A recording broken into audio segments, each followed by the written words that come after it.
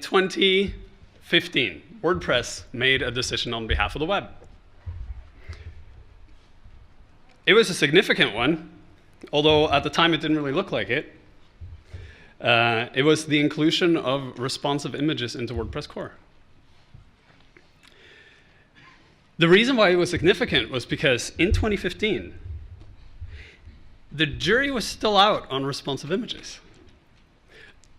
There was a spec, there were a huge group of people working on that spec, and some of those people said, if we're going to win this battle over what the spec should look like, we should just ship our code to as many people as possible, and then the web will just follow. And some of those people looked to WordPress and said, there's already work being done there, so we're just going to come into the project and help out. Package it up, put it into WordPress core, and ship it to like 20-something% of the web. And then hopefully that will be enough. This is a slide from Joe McGill's talk about this from 2015. Unfortunately, this stat no longer exists. It's a weird thing on the web. It's like all these companies make stats about how the web works, but then they change their algorithms all the time. So you'll be like, whoa, look at this graph. It looks crazy. And then 6 months later, you look at the same graph and it looks completely different. And then the explanation is in the annotation going like, we changed the mathematical formula to calculate this and we omitted the following data. So we're just going to choose to believe Joe's Joe's screenshot, because that's how the web works now. Anything that's a screenshot is real and happened. But this is actually real. Until WordPress, was it 4.4 shipped, responsive images was not something that was prevalent on the web. When WordPress 4.4 shipped, responsive images was suddenly a thing that was happening on the web in a very specific way. To the point where Joe's told me that now when you go and look at tutorials on how to do responsive images, you'll find little snippets of code that actually originate from WordPress. We have not been the best custodians of our decision, though.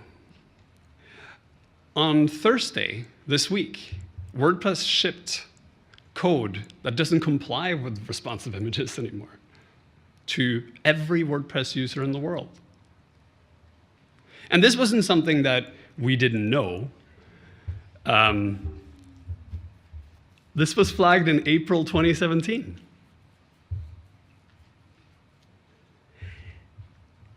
And it kind of tells us something about how we make decisions in this community. We all want to do great things. We are in this room, we are in this community, we build WordPress together, specifically because we want to make the web a place everyone can be at. But because of how WordPress came about, because of how open source works, because of everything else, the way we make decisions on individual items is often strange. And when you dive deep into it and invest time in it, you can often get rather confused about what is happening and how it's happening. And it's funny because if you've been following me on Twitter, it's like 90% garbage, but occasionally I'll say something that I think is meaningful, and then other people will be like, hey, yeah, I disagree with you, and I'm gonna have a conversation with you on this forum, because that makes sense. So I had this huge thing going where I was saying, hey, we really need to fix this problem. And it's this really technical, small little problem that no one can see, but it's a problem that we need to fix because we are custodians of a decision that we made on behalf of the web. And in the middle of that conversation, this guy called Matt. Are you here? Is he? He's watching somewhere else. I'm sorry, that's not a joke. I appreciate it. He'll probably hear about this at some point. But you know, it's public, so it's on the internet. So Matt came in and said, not sure if responsive images should have ever come into core. I think I agree with Matt, but I don't think I agree with the reason. You see, responsive images, when it was included in core, the decision was made because it was a new, cool technology. And it was something that looked like we needed. Unfortunately, the spec was really not ready for the future. So what worked in 2015 doesn't work properly anymore. But we shipped it, and it became a standard because of it. I want to talk to you about how we can use WordPress to move the web forward. So we keep talking about this number, right? The ever-increasing, incremental, probably wrong because the stat probably updated this morning, number of like 26%, 25%, no, 27%, 32%, 32.5%. That was Thursday. So I guess it's probably 32.56 or something like that today. This is the footprint that the software we create has on the web. Well, to be frank, it's like, what is it, the top 10 million sites on, according to Alexa or something like that, but it's a significant footprint on the web. And we keep talking about where are we gonna go next? Well, the goal is 50% apparently. The goal is to like really make the web powered by WordPress in some fashion. Last year, Matt Mullenweg said, what got us here won't get us to 50%. That's true.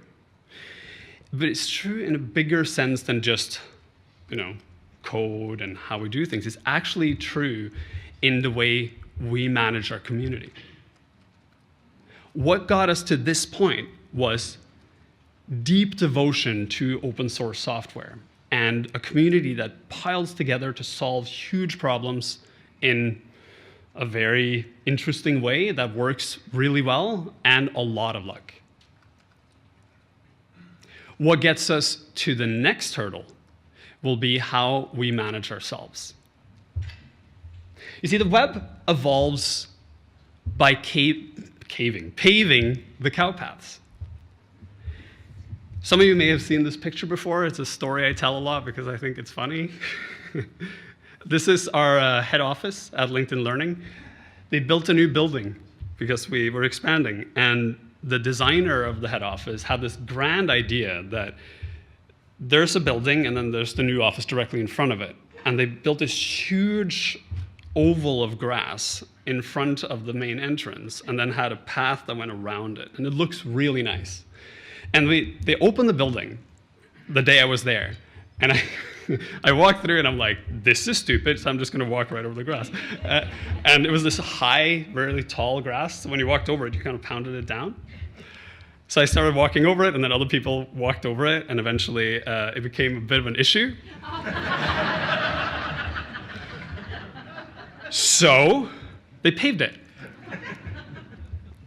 This is how the web works. Someone proposes a spec or some sort of new technology, a bunch of people use it, then a bunch more people see that they use it, so they use it too, and eventually the browser manufacturers say, this is a cowpath that's been paved, that people have been using, so we're gonna pave that cowpath. The idea is, instead of coming up with a new and better spec, they look at the current behavior of the people who are creating things on the web, and then they say, we're gonna formalize this behavior into a standard, and we're gonna make it so that that's how it works. With 32% of the web, we are actually the cowpath now. Whatever decision we make for WordPress is a decision we make on behalf of the web. So how do we make these decisions? And how do we know that those decisions are the right decisions for the web, not just WordPress? What principles do we stand for and refer to anytime we say, this is something not only WordPress, but the web should do? Well, we have a principle. In our About page, it says, we believe in democratizing publishing and the freedom that comes with open source. The spelling error is likely me, not the About page, by the way. What does that mean? Democratize publishing. It sounds great, but what does it actually mean? I like to break down words and figure out what they actually mean. So democratize means introduce a democratic system or governance principles or democratic principles, or make something accessible to everyone. So that last one seems really reasonable, right? And publishing means make content available online, or in paper or whatever, but online. So if we take those two pieces together, we get this really awkward sentence. Democratize publishing means making content available online accessible to everyone. This is what we believe. This is our principle, and it has been since day one. This is democratizing publishing on the web. Now, if we take a step back and look at the larger web and what the larger web's principles are, we find the Web Foundation, founded by Tim Berners-Lee, the inventor of the World Wide Web.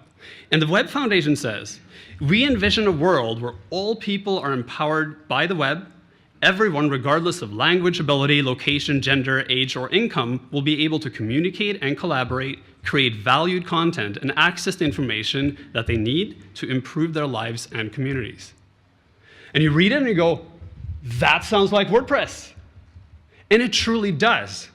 Because if you take that and then you combine it with our values that say WordPress is software designed for everyone, emphasizing accessibility, performance, security, and ease of use. And we believe great software should work with minimum setup, and you can focus on sharing your story, product, or services freely. What you realize is WordPress, in a really real sense, can be the realization of the promise of the web.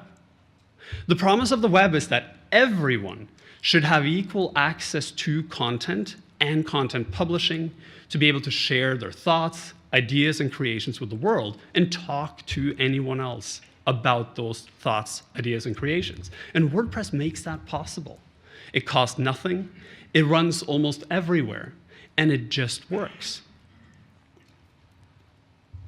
What's missing from us is maybe the most crucial part for the web, which is participation and representation in the fora that make decisions about the space we work in. Who speaks for WordPress?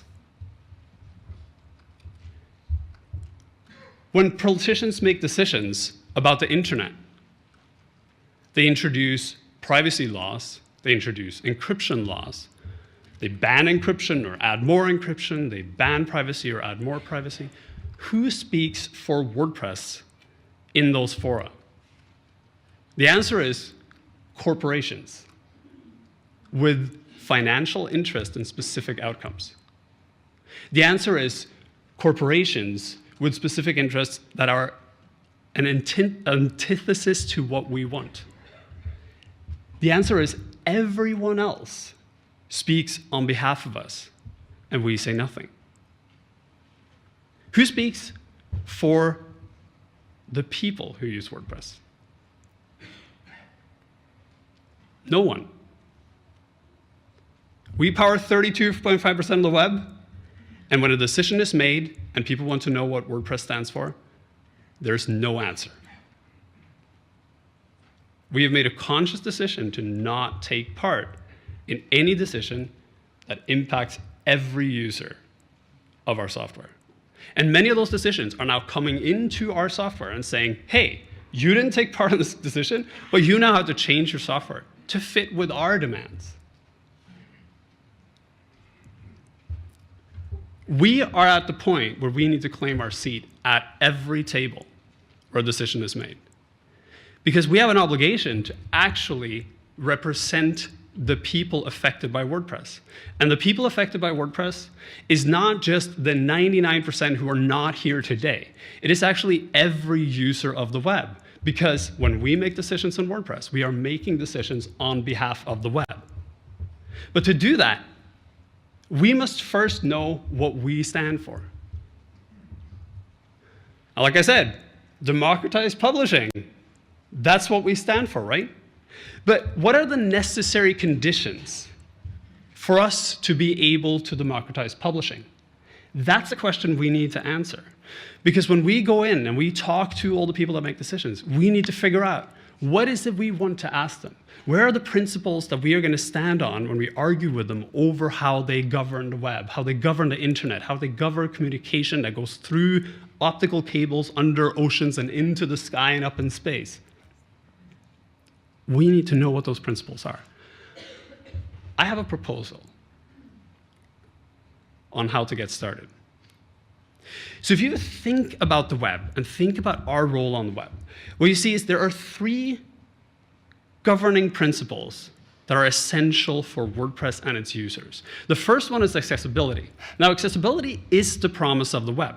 The entire reason the web exists is for anyone to plug into a phone line or a network line and be able to access content that other people have published in the way that they want and in the way that works for them. The grand idea of the web was simply to take all the documents that were sitting in books and folders at CERN and make them available to people at the other side of the planet in a way that they could access it and contribute back to it. That is the extension that we've created. We've made that possible to everyone. Accessibility is the core promise of the web. Privacy is the capability we must grant our users. Now, WordPress meets one of the great promises of the web, which is anyone can publish content. And we take great strides to protect the publisher. We also have to give the publisher the capability of protecting their users. The privacy of the end user of the web is our responsibility. And finally, open governance for the web, for the internet. We need to take part in the conversations about how the web is run, how the web works, and we need to take part in the conversations about how the internet runs, how it works, and how information flows across all nations on the entire globe and in the universe. Because there's like a spaceship up there with people on it, and they have internet, and I guarantee you one of them has a WordPress site.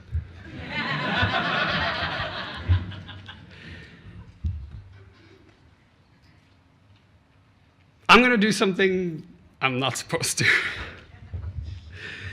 I don't want to talk to you about accessibility and privacy and open governance.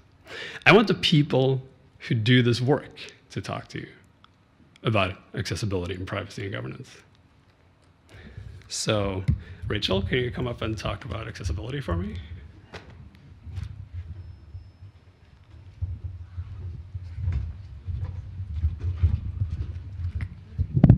Excuse me. Good morning. So some of you know me as the director of WP Campus. Some of you know me as the woman who says Roll Tide a lot on the internet. Roll Tide. And hopefully most of you know me as someone who cares a lot and talks a lot about accessibility. And Morten's right, this microphone is awkward. So I'm going to lean here and have a little moment. So I wanted to stand up here and talk to you for just a few minutes about this topic and have a little bit of a heart-to-heart. Like, we're going to just talk one-on-one, okay? Because accessibility has been a little bit of a hot word in our community lately, and people are very passionate all around, and for good reasons. So I think if we chat a little bit about why that is and how we can move forward, I think that would be super great. So accessibility is something that, for a lot of us who build the web, can be quite frustrating, and I get it. It's tough for someone to come along and say, I can't use your website, and it's your fault.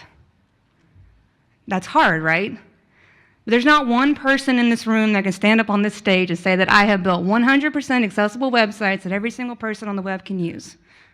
And the more that we can come to terms with that and kind of let go of that ego, I promise the easier it is. Because it's not about us, right? It's about the user. It's not about, how we feel about it. It's about growing and making the web better and making the web more usable and making the web usable for those 20+% of people that depend on assistive technologies to even consume information. For those like myself who are able-bodied and can use a mouse and have vision and can hear, navigating the web is really easy. You do not think about, these problems that come along. It is super easy for us. We have a level of privilege that we can forget about. But for those who maybe can't use a mouse and can't see and can't hear, it's a very different and very real experience and a very real challenge. And so a lot of accessibility discussions can be frustrating, especially I'm an engineer, and you have someone come along, and I'm going to be real for a second. A lot of accessibility problems are due to invalid HTML. Like we're building the web wrong. And I'm not saying it's anybody's fault. We all learned from Googling Stack Overflow and copying and pasting tutorials, and that's how we got here, And so we've all done it. But that's what it comes down to. A lot of times we're not using semantic HTML. We're using span tags instead of buttons to, throw things up. JavaScript came along and gave us this huge opportunity to manipulate the DOM in very dynamic ways. But if you don't truly understand HTML, then you're more likely to basically mess up the DOM. You're kind of moving HTML around a lot. You're confusing the browser. And I get it. Like, it's fun. JavaScript is fun. And a lot of times, myself included, you're working on something and your website works, and you're maybe not necessarily thinking if it's working correctly. And so I think for a lot of us in our community moving forward, what we need a lot in our community is some kind of enforcement and some kind of scanning and things like this. Like, the more we can implement tools, there are a lot of tools available. I hope you'll join me tomorrow at the Contributor Day. We're going to work on ways to enforce scanning in core, which will be really great. And I know that when something comes along, some code you wrote gets scanned and returns a violation. That's hard to see. But I promise it's going to make you better as a developer because you're learning, and it's going to make the experience better for the users. But I think that we should take it a step further because, core is only part of the fun. We're all writing themes and we're all writing plugins that everyone uses, and that's a huge percentage of how people interact with WordPress. So we do have a personal responsibility to come along and use these same tools to understand HTML and use it correctly, to understand ARIA. I'd recommend watching Rand's talk from yesterday, which is a great HTML spec. So we have a responsibility there to come along and understand these things, to scan our own things. I would love to see a world in WordPress going forward where themes and plugins aren't allowed in the repo unless they meet a certain level of accessibility. That's what I propose here today that we start to work on, because we do have a responsibility. We do have this repo that everyone's coming along and downloading all this code, but we're not coming along behind ourselves and making sure that what we're putting out there not only works, but is accessible. And that's something that we should take on. So I do think these are things that we can do. They may seem like a little bit of a challenge here at the front, but we can do this if we work together. And we can take on this project and responsibility, and we can, as a whole, impact 32.5% of the web, and that's really great and amazing. So I hope that you'll work with me. I hope y'all would come and join tomorrow. And thank you for this opportunity, Morten. We're passing it along. Oh, I'm not the last in this scenario, by the way. And so I would love to bring up Leo to come and talk about privacy.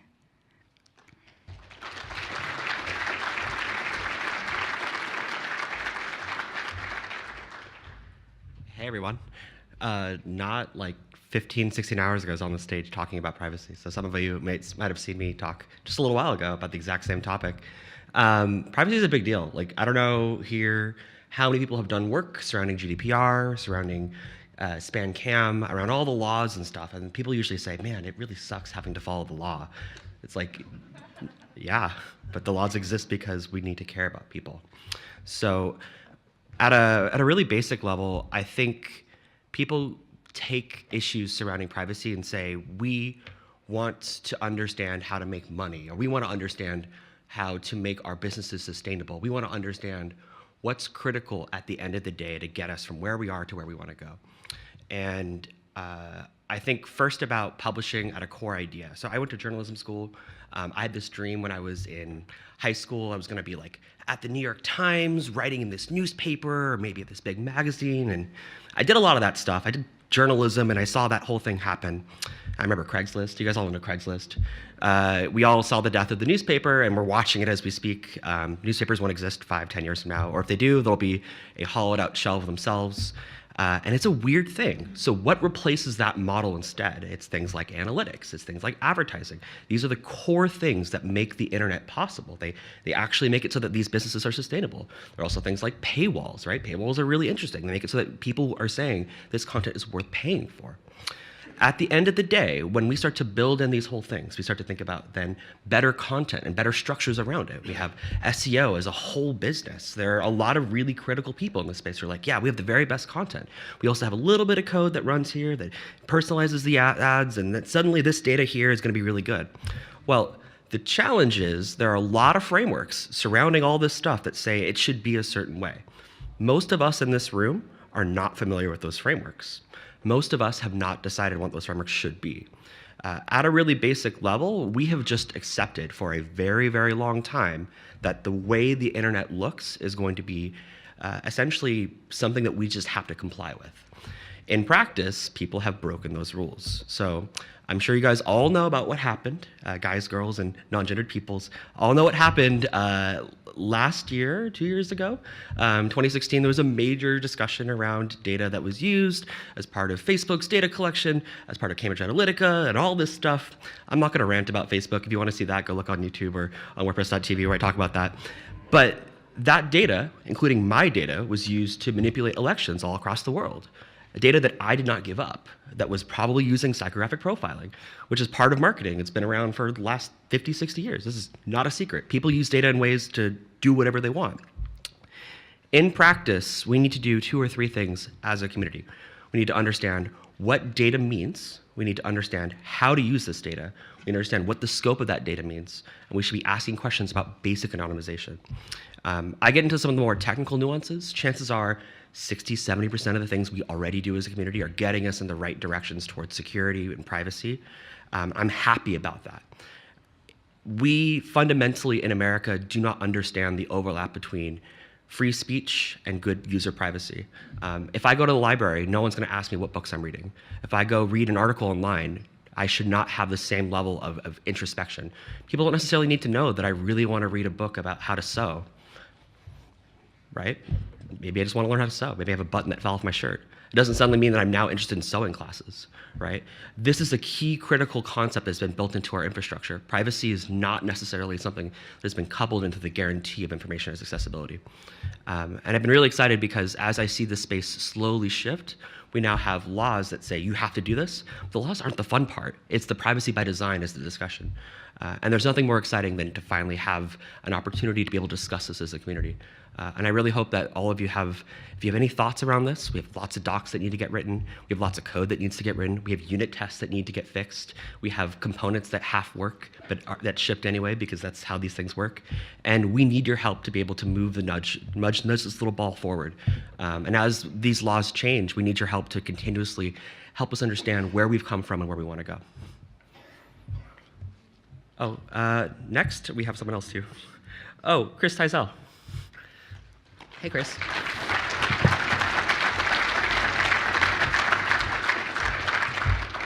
All right, so I get the fun topic of governance. And like Leo said, laws aren't fun. Nobody likes to follow them, right? And we get a lot of laws given to us, GDPR. We all had a lot of fun updating our websites. Now we all have to accept cookies and we get to have full screen pop-ups and everything come at us every time we visit a website. And I was inspired at a State of the Word a couple years back, listening to Morten talk about where is our representation to the people who are making the decisions and the laws about us. And there wasn't a real clear answer to that. It was get involved. And I'll admit, I'm coming from a community that isn't WordPress. My history is in Drupal. Yes, I'm one of those people. And I'm here, and I'm converting, and I'm learning the ways. And I know that for a while, I won't be able to use this I'm a newcomer tag. But I do for now. And so coming from Drupal and coming over, I was sitting there watching that, and I was thinking about it. And Heather Burns, who's not here with us today, but hi, Heather, on the live stream. I contacted her at WordCamp Europe this year, and I said, hey, I work a lot in Drupal. I would love to work with you to figure out how we can together make privacy better for both of our projects. Then I got sucked into this whirlwind of let's expand that and let's make that something bigger than just privacy. And so we're working on it. We're getting other groups, other CMSs involved. And what we're trying to do is build an open web governance that will allow us as a group, not WordPress, but as a group, dictate to those that are governing us, here's what we stand for, and allow us to set those regulations ourselves. Because the problem is that right now we're reactionary. We react to a new law that comes out. CCPA comes out from California, and now we're all reacting to that. There's gonna be privacy laws, there's gonna be a GDPR clone for the US, and we're gonna have to react to that. But can we get actionary? Can we become the ones that get out there and say, this is what we're already doing, we're creating the cow path? And my theory is that the lawmakers will follow. They're writing the rules that they are because they're not informed by the people who are writing the code. And so we need to be the ones informing them and giving them the insight to allow them to make laws that we can comply with and that we don't want to subvert at every corner that we take. And so that's my challenge. And so I'm coming here from outside the community, from inside the community now for a year or two, saying, join us, join me, and let's figure out a way that we can provide a larger governance to the web, and then voice that to the bodies that are regulating us so that we don't have to be reactionary anymore. So with that, I'll bring Morten back up.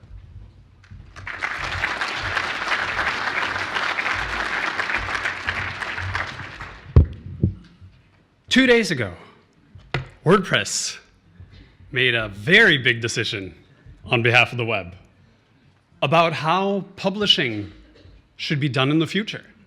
It is a bold decision that will be followed by every single person who publishes anything on the web. If you go outside the WordPress bubble right now onto the internet, you can see people go, what is this thing? And then you get the response, wait a second, we already did this 8 years ago in our CMS that is internal to our company and has a proprietary license of $10,000 a month. And you have a bunch of other people who say, this is the thing that I always wanted, I just didn't know it. And then you have a bunch of people who are saying, what does this future look like? I can't answer that. I stood up on stage here last year and I talked about my crazy vision of VR WordPress. And some people have started working on it. Hopefully tonight or in a couple of hours, our good friend Matt will tell us his vision of what the future looks like, not just for WordPress, but for the web. That includes thinking broader. If you ask me, this is the last time we should be making decisions for WordPress. From now on, every decision we make should be a decision we make not just for us, but for the web as a whole. What we discovered with responsive images was Gutenberg drew a line and said, this is the actual end of what responsive images can do. We found the edge. It is so close to the edge that it's hard to solve. The spec simply doesn't meet the requirements of the modern web. It was built for a time that doesn't exist anymore. When we go into a media project next year and say we're going to rethink media, we have to rethink media for the web. That means stepping outside the WordPress community and going to the W3C, and going to the RICG, and going to the CSS working group, and to all the people who actually build the web and say, hey, we're 32% of the web. We want a seat at the table, not because we want to dictate how things are going to be, but because we want to work together to build a solution that works for everyone so we can democratize publishing. And we can ship that solution to the web so we don't have to wait 5 years for it to take effect. We can make a decision, bake it into core, ship it, and with the turn of a switch, we change the web into what we want. Because we are 32% of the web. But to get there, we first need to understand where we want to go. That is our biggest challenge. The most difficult thing in life is to know yourself. It is also the most important challenge you have to undertake. What got us here won't get us there. Welcome to the first meeting of the WordPress Governance Project.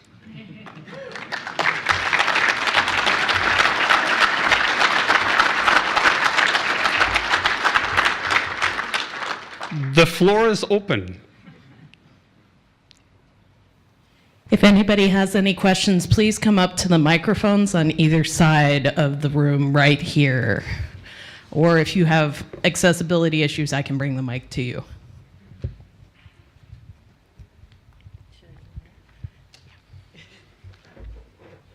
This is made for a taller person.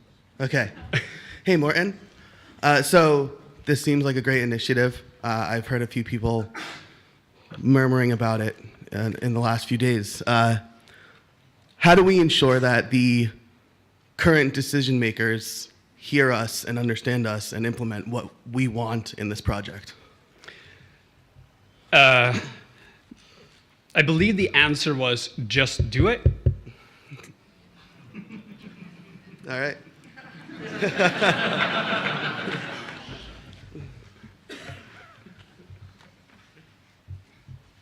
Should I go next?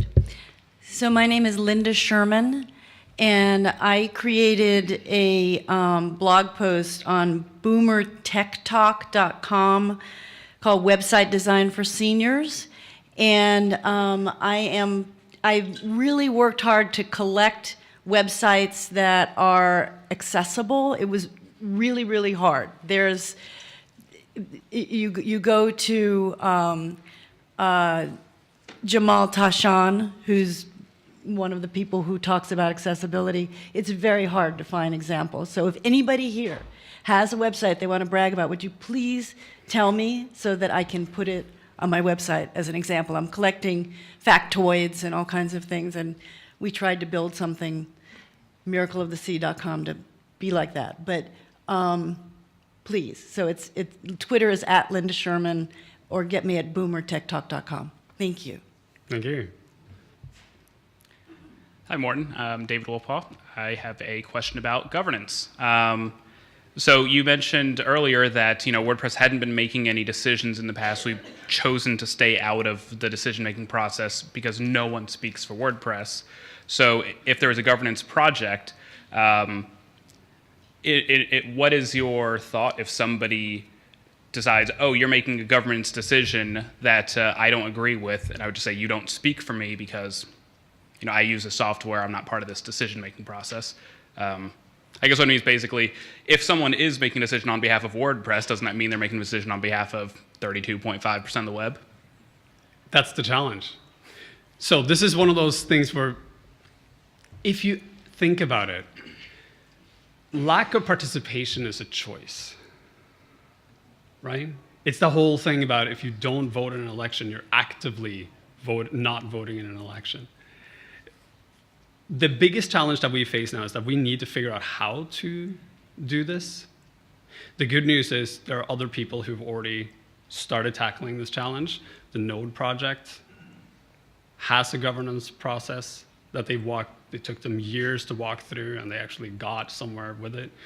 The Drupal project is currently working on a governance project to try to figure out how to manage the Drupal community. The AMP project just announced their governance setup. So there are models in place. What we need to do is figure out, what do those models look like for us? We need to define what is governance for WordPress. We need to define, what does that mean? What are the powers? What are the rights and privileges that are granted to people who are decision makers? How do we choose those people? What do they do? Who do they represent, and in what circumstances? And how do they push that representation forward? Because the reality is, when we don't do anything, the politician can go and say, hey, hello, like if Drupal shows up and goes to a politician and says, hey, we disagree with your decision. The politician comes back and says, you present, 2% of the web?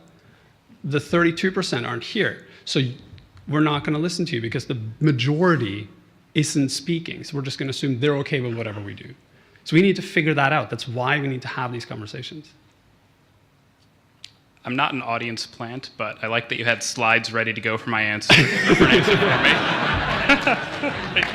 me. Okay, folks, this will be our last question. Go ahead. Hi, Morten. You might have just answered this, but I noticed in the definition of democratizing, there was the idea of bringing democratic principles to something. So I wondered if you're suggesting that we actually elect leadership to represent the whole. I think that is probably the toughest part of this process. Personally, and I say this as a former politician, I don't think that that would work.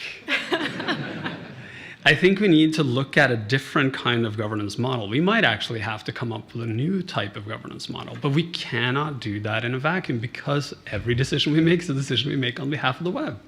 So when we think about governance, we need to look at what everyone else is doing. We need to talk to everyone else and say, hey, how do we do this thing? And how do we do it in such a way that it lasts so that we get to whatever it is we want to get to? We need to define where we want to go, but before we can do that, we need to define how we define that. This is the important work, and it has to happen now. That's not a really good answer, but it's all I have. So, since that was the last question, if you are interested in this, we put up a little Google form to capture your email so that you can get notified about when we organize our first meeting. I invite you all to come. The Google form meets GDPR compliance standards and things. We promise not to send advertisements. We will only use it to send you an alert about when the first meeting is. And thank you all for coming. Thank you all for listening. And forward WordPress.